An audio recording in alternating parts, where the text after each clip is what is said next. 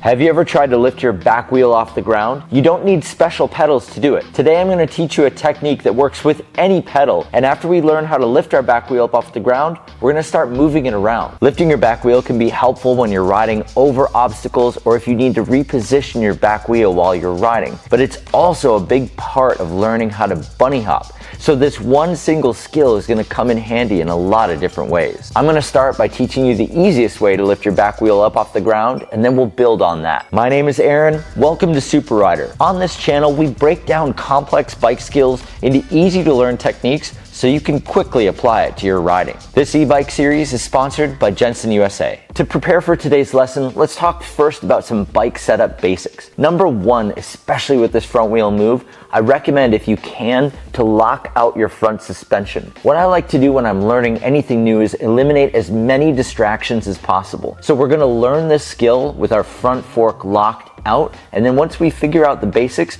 we can open it back up and then reapply what we've learned. You'll also want to have your hands as wide as possible on the bars. That's going to give you maximum control over not only the bike itself, but the brakes as well. Lastly, and especially because we're going to be spending some more time on the front wheel today, I recommend that you use flat pedals. This makes it easy to step off the bike if you get uncomfortable at any point. I use Deity Death Trap pedals on my e-bike, and I got them for about $50 at Jensen USA, who's actually the sponsor of this e-bike tutorial series. So if you need a set of pedals or anything else, please use my link down in the description below and get whatever you need. No matter what version of the back wheel lift we practice today, it all comes down to one technique called the pedal scoop. This little flick of the pedals is the magic that unlocks back wheel movement. And once you know about it, it will be impossible for you to unsee it when you watch other people ride. Let's talk about the pedal scoop technique in proper detail.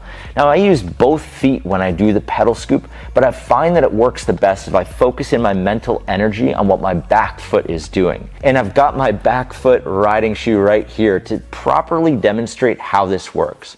So when I'm doing a pedal scoop, I tip my foot forward so my toes are pointing down, and against my pedal, I'm pushing back against it and also trying to push up against it. So it's this down, back, and up motion that we're doing with our shoes to push against the pedal and scoop the back wheel up into the air like this. That's the basic technique of the pedal scoop. You can try this out without even getting on the bike. Stand next to your bike and grab both brakes. Then put your back foot on the pedal and test out how that pedal scooping motion gets the back wheel up into the air. Now that you have a firm grasp on the pedal scoop technique, we're gonna add in our body position and start working on our front wheel balance point. We're gonna use a technique called the Endo, which is the easiest and most controlled version of lifting our back wheel off the ground. Roll along slowly, and when you're ready, grab your front brake. Let the momentum of the bike push your body forward, and then scoop your pedals to bring the back wheel into the air. What you've also just learned is the principle of unweighting. When our weight comes to the front of the bike, it makes the back wheel lighter, which makes it easier to lift up off the ground. Keep this in mind, it's going to come in handy as we progress. Grabbing that front brake to lift the back wheel in the air is a fun and easy way to start this process, and you can stay here as long as you want to get comfortable with it. But it's not that helpful when you're rolling along the trail and you need to lift the back wheel up in motion. So let's take what we've learned and move on. To get our back wheel up off the ground while we're rolling, we just need to apply two things that we've already learned: the pedal scoop and unweighting. Remember that unweighting is when you quickly move your body weight away from the part of the bike that you want to lift off. In this case, we can roll along slow and shoot our hips to the handlebars.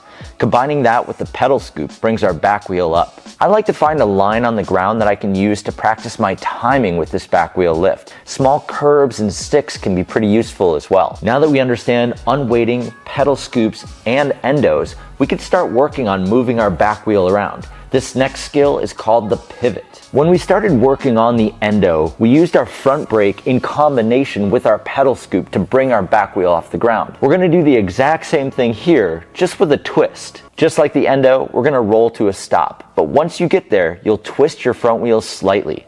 That starts the pivot process.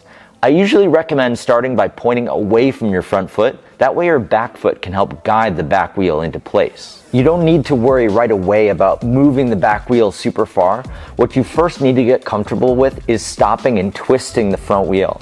Then after that, it's about unweighting to get your body weight as far forward as possible and combining the pedal scoop.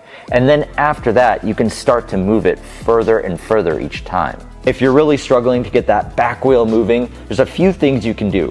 First of all, make sure your body position is as far forward as you can possibly get it. That will help you lift the back wheel higher into the air, which will give your back wheel more time to get to where it needs to be. You can also twist your front wheel a little bit tighter. That helps kind of set the movement in motion. And ultimately, some of this stuff just takes time to get comfortable doing. That's exactly why I say, practice makes progress.